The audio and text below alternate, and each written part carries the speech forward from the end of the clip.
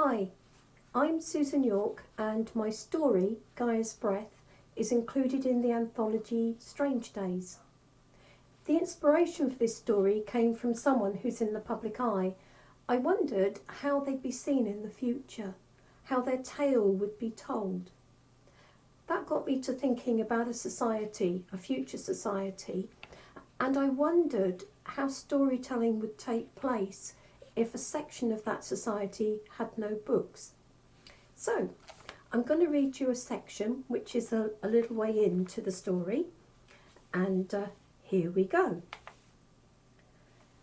Disrupting someone at prayer is never a thankful task, but Heather merely sighs. "What meat were the hunters carrying?" she asks. Cliff didn't say. The direct stare I get tells me I should know. Heather folds her arms below her breast, saying, "Let's hope they've got more than a few rabbits and hares.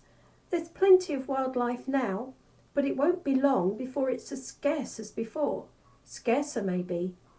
She abruptly walks away, heading towards the castle gate to pass the message on and arrange a greeting party. Heather's back is straight, and her long plait swings with the sway of her hips. Despite this suggestion of femininity, she is physically commanding, tall and muscular.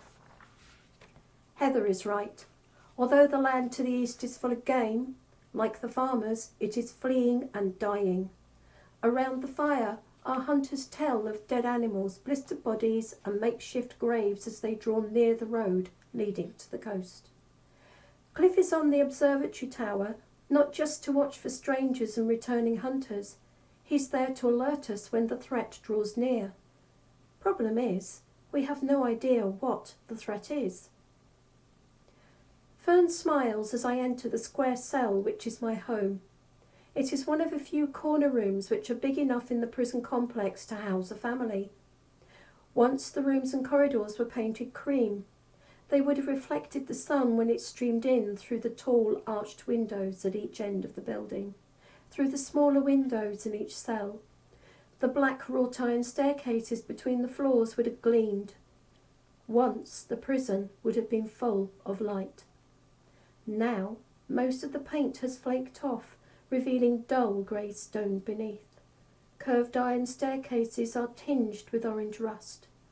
When the sun does shine through what remains of the windows, the building hums with an oppressive dullness. Placing a finger against her lips, Fern rises from Holly's bed and joins me by the door. "Holly's just fallen asleep. She loves learning the old tales, but it tires her."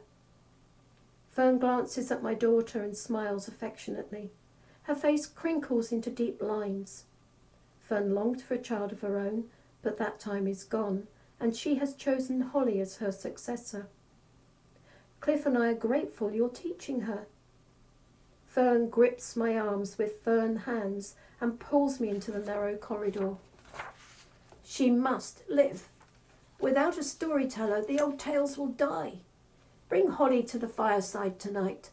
Let her hear me tell the tale I'm teaching, so I can see how much of it she knows." Although the words are quietly spoken, Fern's passion for her trade is undeniable, the feather in her eyes plain. When her grip relaxes, I hug her. "I pray to Gaia every day that she'll get well. I know you do the same. Gaia's blessings on you, Fern." The older woman pulls away, patting my shoulder. We understand each other, Fern and I. There we go. Hope you enjoyed that, and I hope it was tempter enough. Bye-bye for now.